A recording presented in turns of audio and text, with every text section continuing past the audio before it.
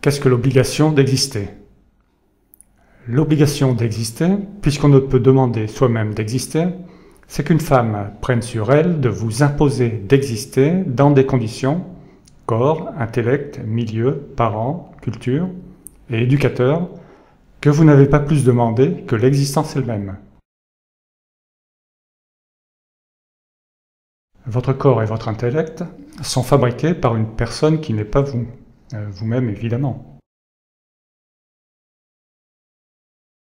Ils sont fabriqués à l'aveugle dans l'utérus féminin par une personne qui ne maîtrise, pas toujours puisqu'il existe encore sur Terre le viol direct et le viol patriarcal, et d'autres procréations involontaires, qui ne maîtrise donc que le déclenchement du processus de génération, qui est ensuite automatique, très variable et très peu fiable.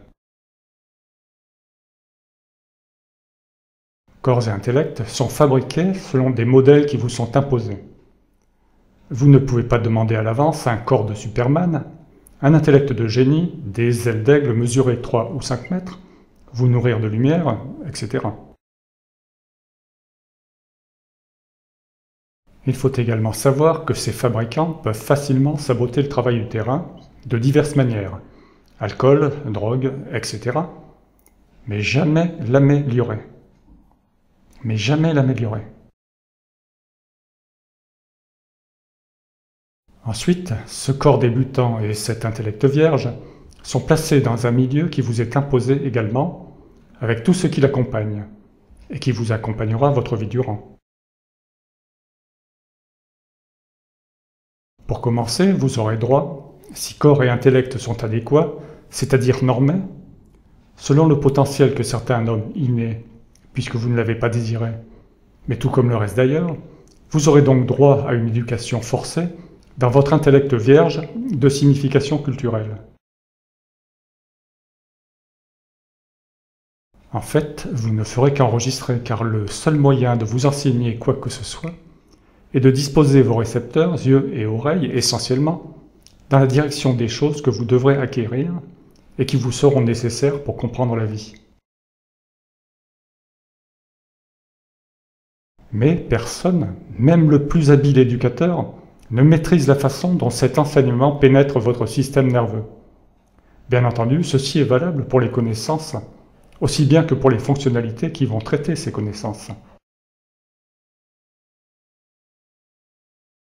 Et encore une fois, il est très aisé de saboter le travail d'enseignement, car chacun dans votre entourage peut participer à ce sabotage, et impossible par contre de l'améliorer, car votre potentiel est votre potentiel. Dura lex, sed lex. Vous connaissez cette citation latine, la loi est dure mais c'est la loi. Vous n'avez pas demandé à exister, mais déjà la loi vous est imposée démocratiquement, sans votre voix, par ceux qui existent déjà. Mais comme vous n'êtes pas un esclave, c'est antidémocratique. Eh bien, vous pouvez parfaitement aller voir ailleurs dans un autre pays, voir sur la Lune ou Mars, après obtention du passeport et des visas selon les cas, si vous pouvez obtenir de la nourriture gratuitement pour pérenniser votre corps. Car les cellules qui le constituent demandent constamment à se réparer et à se renouveler, et surtout beaucoup d'eau.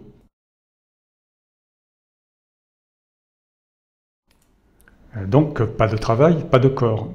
Et pendant que vous y êtes, bossez encore un peu plus pour protéger votre anatomie et votre poudrerie, car il fait froid. Et encore davantage si vous voulez un lopin de terre. Et toujours plus si vous voulez agrémenter votre vie non désirée.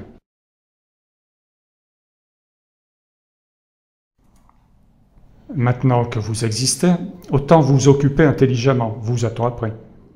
Et surtout pensez social, soyez empathique, compatissant, social.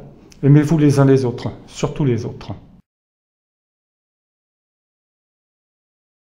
Le plus merveilleux est que les humains acceptent constamment d'être bernés par leur génitrice qui s'autoproclame maman. Mais c'est bien compréhensible puisque nous naissons vierges de signification culturelle et que nous subissons comme des oisillons la fameuse empreinte, imprinting, du protecteur initial.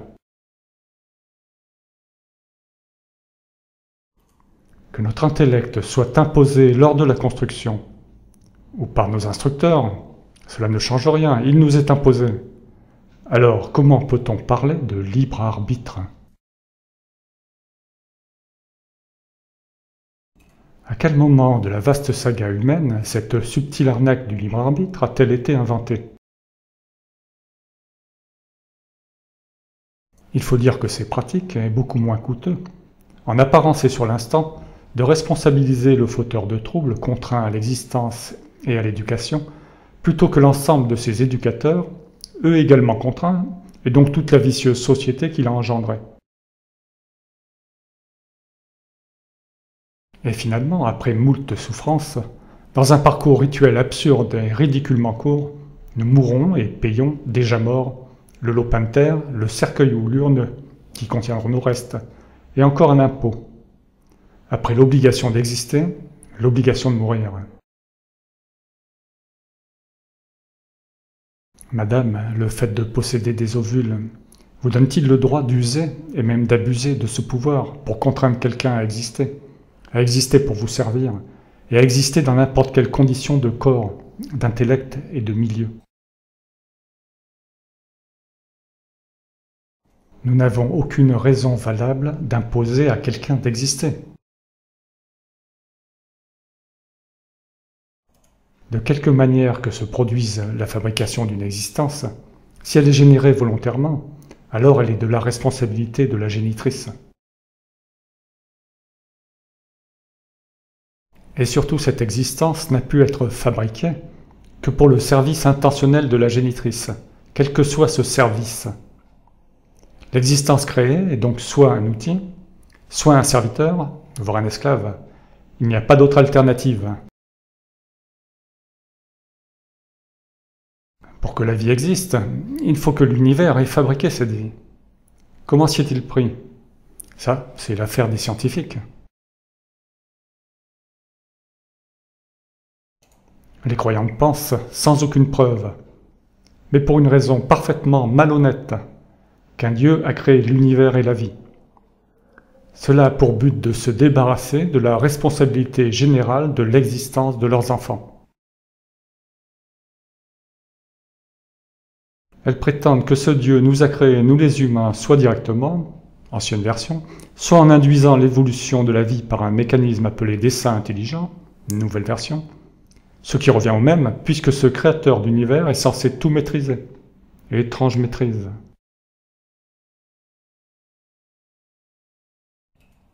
Mais aujourd'hui, pour que nous existions, il faut que quelqu'un, une personne comme nous, semblable à nous est obligé d'exister.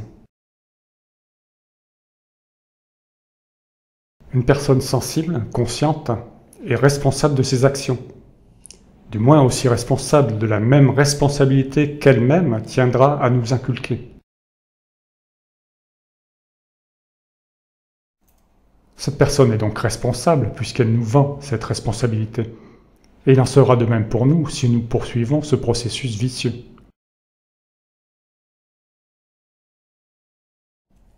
D'un point de vue divin, compte tenu des potentialités de cette entité, imaginaire bien sûr, la fabrication d'un être sensible, potentiellement souffrant et mortel, n'est pas explicable alors que lui-même est censé être parfait, dans tous les domaines, corps, intellect et éternité. Il aurait donc fabriqué des quantités d'êtres chétifs, malingres, débiles, monstrueux mangeurs de vie, criminels par obligation, des monstres comparés à lui, moins que des asticots, des microbes. Quelle compétence, quelle omnipotence. Et nous serions ses enfants. Produire la vie, c'est produire la misère, la souffrance, sans parler du mal, du crime et de la mort. Et c'est inexcusable.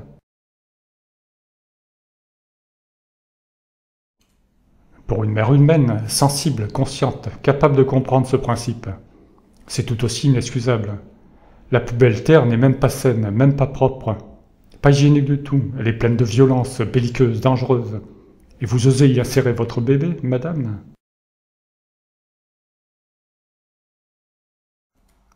Si vous êtes croyante, pourquoi ne dites-vous pas à votre Dieu de nettoyer ces écuries d'eau chiasse avant d'y installer votre petit? Pourquoi faites-vous le jeu d'un Dieu irresponsable, colérique, belliqueux, punisseur d'innocents et tueur de nourrissons? Et au fait, pourquoi n'attendez-vous pas d'être au paradis avant de procréer? Attendez donc d'être là-haut avant de songer à créer un enfant. En fabriquer sur Terre, c'est leur proposer l'enfer.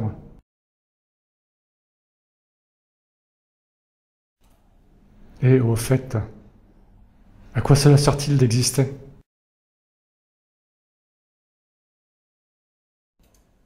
Mais si vous n'êtes pas croyante, madame, demandez à vos gouvernants de nettoyer la chambre de bébé avant d'y installer votre petit, si vous osez encore en fabriquer un. N'hésitez pas à insister, car ils ont besoin de chair à boulot, de chair à un pot et de chair à canon. N'oubliez pas que vous êtes les maîtresses du jeu de la vie. Je répète, vous êtes les maîtresses du jeu de la vie. Ce n'est pas le bonheur d'un seul individu, ou même de milliers qui compte, c'est le malheur d'un seul. Personne ne peut prendre le risque de fabriquer une seule existence malheureuse. Êtes-vous chef des armées, madame? Fabriquez-vous des petits soldats, en estimant les dégâts et pertes sur votre propre bambin. D'autant plus que cela peut tomber sur vous. Et madame, si vous êtes une personne responsable et sensible, cela fera au moins 2 malheureux d'un coup.